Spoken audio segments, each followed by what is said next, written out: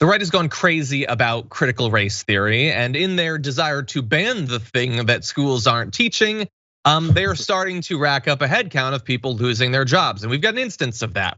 Now, I want you to hold on to your butts. The details here are pretty crazy. So, back in July, there was a heated Texas school board meeting.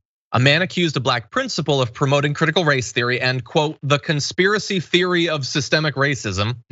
The man called out the principal by name in violation of the meeting's rules. You're not supposed to do that. And demanded that Whitfield, this principal James Whitfield, be fired. Members of the audience hollered, fire him, and applauded.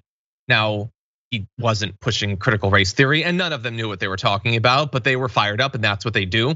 So after that meeting, he posted on Facebook saying, I can no longer maintain my silence in the face of this hate, intolerance, racism, and bigotry. I am not the CRT boogeyman.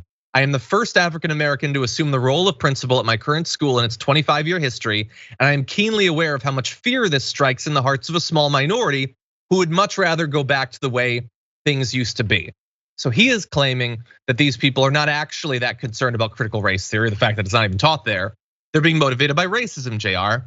There's a little bit of evidence that he just might be right. So a few days after that post, a parent complained to the district about a photo Whitfield had posted on social media that showed him and his wife in an embrace celebrating their wedding anniversary. And the parent said in this email to the school, is this the Dr. Whitfield we wanted as an example for our students? He was eventually asked to remove the photo. Now the thing is, there's a lot of reporting on this. All the ones I saw didn't show the actual photo. So I went to his Facebook page and there's a few photos on beaches. I can't guarantee that this is the photo, but I think it might be. And I think I might know why they had a problem with it if we bring it up. Look at this happy photo of this couple celebrating, I believe celebrating his promotion to principal. JR, why are they so mad? I think it's because he's bald. They don't like that he is. It's explicit to show your bald head on the beach. You know, supremacy. Yeah, it was a problem. You know, men who lose their hair, it's probably hits home, close to home. You know, emotions run wild. It's inappropriate for a principal to mock men who've lost their hair like he probably has. That's probably it. Isn't that it? I think that's probably it. You see that photo and you just think, what a lovely couple. I have never had as good of a photo taken of me and my wife. All my fault. She's lovely. I ruin it every time. And they must just be mad that he didn't. But no, seriously, they sent the picture, probably that picture, and said, is this the Dr. Whitfield we want as an example to our students? There's nothing deeper here. There's no deep state.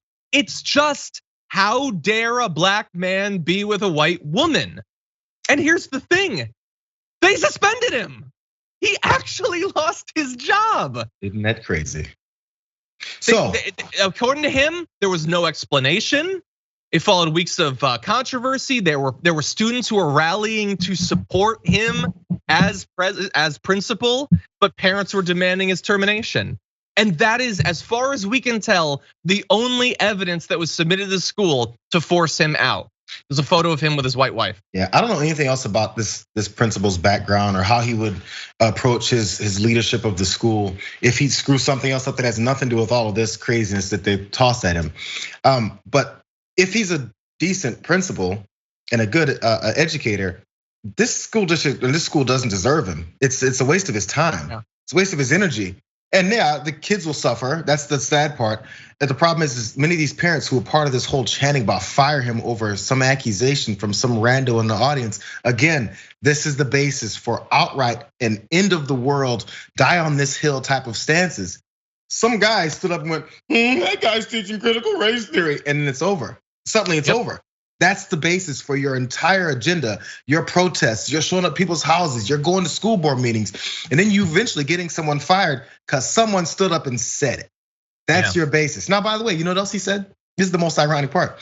What's that? He said, he's teaching the conspiracy theory of systemic racism. Now, that moment led to the proof that there is systemic racism, as they then went to his Facebook page, saw it's a black dude married to a white guy, problem. Then they need to get rid of him, suspend him, take down the picture, and then be fired. The system went through the entire process of finding out this black guy, who they automatically assume is an advocate for critical race theory, which isn't being taught, and then fire him over it. Because they said there's this conspiracy theory of systemic racism. You just proved it with your entire process right after you accused him of it. I mean, 100%, and it's an example of what the irony we've pointed out, that multiple states have passed bans on critical race theory while saying there's no systemic problem here. An entire party across multiple states has passed legislation to stop us from even knowing about racism, and there's no system. There's no system. Fun. Yeah, the system's not there. They just have a network of people talking about it in a coordinated manner. Yeah, there's literally a system of money, fundraising that's going to all these places. But anyway, look, the reason I'm hoping that this is gonna be one of the cases where a lot of pressure will get him his job back. That's why I want people to talk about this. But I also want to talk about it because the video, like the heated school board meeting, that sort of thing gets a lot of coverage. We show videos like that because we find it abhorrent. We don't like the lies and all that. But it's happening everywhere. A lot of the time it's not filmed. That's a problem, but the problem is what then happens that doesn't make news. School board members being ousted, principals being suspended, teachers being cowed into silence. Those don't end up as viral videos, but that's the goal of this movement. And I'm sure that it is happening. I mean, we're showing you an example right now. How many people lose their jobs? Because there's no counterforce to this. There's the right, which is sending huge sums of money to groups to get parents to go to these things. And then what? Some beleaguered PTA members who are supposed to stand against this national movement? There's no left equivalent to this. There's no centrist backing up of school districts. They're gonna be steamrolled all over the country.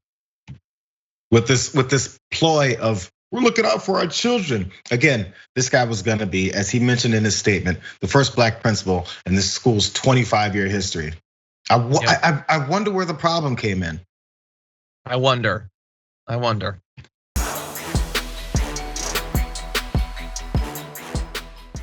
Check out the Damage Report podcast each day, wherever you get your podcasts, whether Pocket Casts or Stitcher or iTunes. You can join me as I give you the news and stories you want, with a range of co-hosts and interview guests jumping in on the fun each day. Again, that's the Damage Report, wherever you get your podcasts. And if you get them at iTunes, don't forget to rate and review. Sometimes I'll read them live on the show.